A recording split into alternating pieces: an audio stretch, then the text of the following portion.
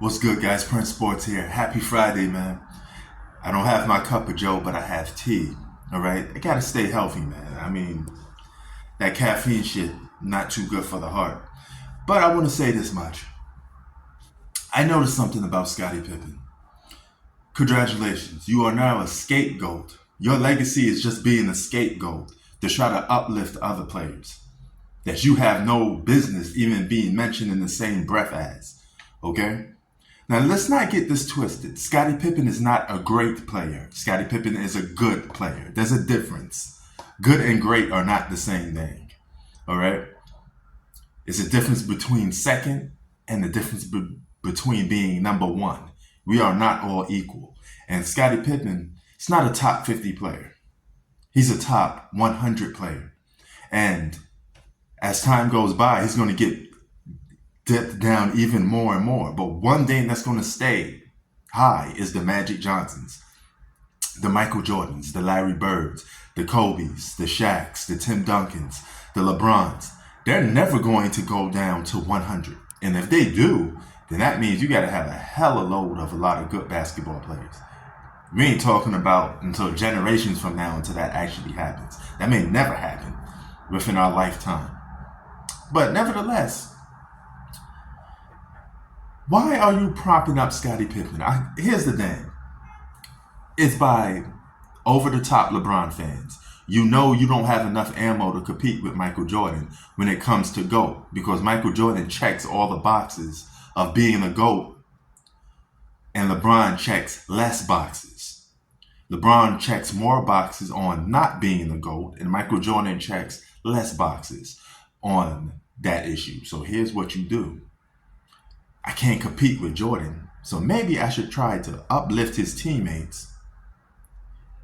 At the same time, I could use that to boost the status of LeBron James up.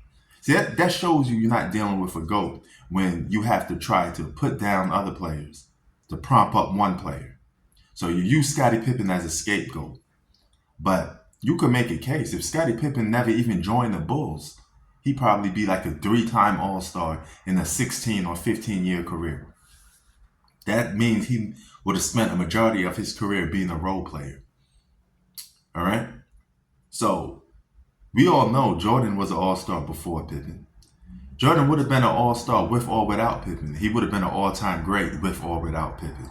Now, how many championships will he have? I don't know. I'm not a scientist. I'm not God. But I would tell you this much. He would have had a number 2.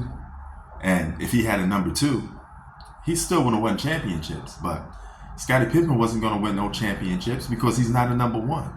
You would have had to be with somebody that's better than you, that could lead you. And Scottie Pippen is not a leader. Scottie Pippen is not a number 1. You are a good basketball player. You're not a great. Matter of fact, you're competing with the Paul Georges. And Paul George is on the verge of surpassing Scottie Pippen. Let it be known. But the Lukas, the Jokers, the Giannis's, the Kevin Durant's, the Steph Curry's, the LeBron James, the Kevin Garnett's. We're talking about decades of basketball of guys being better than Scottie Pippen. We're talking about the 2000s, the 2010s, and now we're in the 2020s. We're midway through the 2020s. Okay? So when this era is over with, this decade is over with, you're going to have guys probably like Zion, if he can stay healthy, that's going to surpass Scottie Pippen. All right? So Pippen said it best. Those 6 championships, yeah, I played a part in helping them, but I'm not the number 1. I'm not the main guy.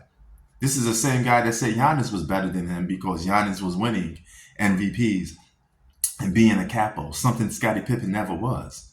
You're not a capo. You're not a don. You're not a number 1. You're never going to be. Time is up. The jig is up. So I understand what you're trying to do is normally by LeBron slurpers, LeBron apologists. They can't compete or elevate LeBron against certain players. So what they have to do is try to tear down their teammates. I won't be surprised next because I heard stuff like Jordan played with Steve Kerr. So I suppose Steve Kerr was better than Kyrie Irving, right? Steve Kerr was better than Dwayne Wade. Stop it. Okay? You're just going to look foolish because we all know that LeBron played with more All-Stars with more help than Jordan ever had. Matter of fact, if you switch places, I think Jordan would have had like 9 to 10 championships with all that help that LeBron has had. You get a killer like Mike on that team with multiple All-Stars, man, he probably would have had 10 championships. Same thing would have went for a guy like Kobe. So here's the thing, man. So when I say this about Scottie Pippen, I'm not talking bad about the guy. All I'm telling you is just the facts about him. Okay? The guy was a role player to an all-star for certain seasons. Okay? But he's like a 6-time all-star. That's solid. Okay? But he spent a lot of years being a role player. You could make a case that he spent more years being a role player than an actual all-star. So let's come off the nonsense. And let's stop acting like Scottie Pippen is this great basketball player when you're about to get surpassed by Luka. Okay, you're going to get surpassed by all these other players that's playing right now. You're a top 100 player, all right? You should be lucky that you're a top 100 player that was able and be part of a team that won 6 championships, mainly because you was playing with the greatest basketball player of all time. A groundbreaking, transcending basketball player in the name of Michael Jordan. Count your blessings, all right? Before somebody starts counting the other stuff in your life, Scottie Pippen. You're not on that level. Never was, never will be. But you're a good player. Prince Sports out. Peace.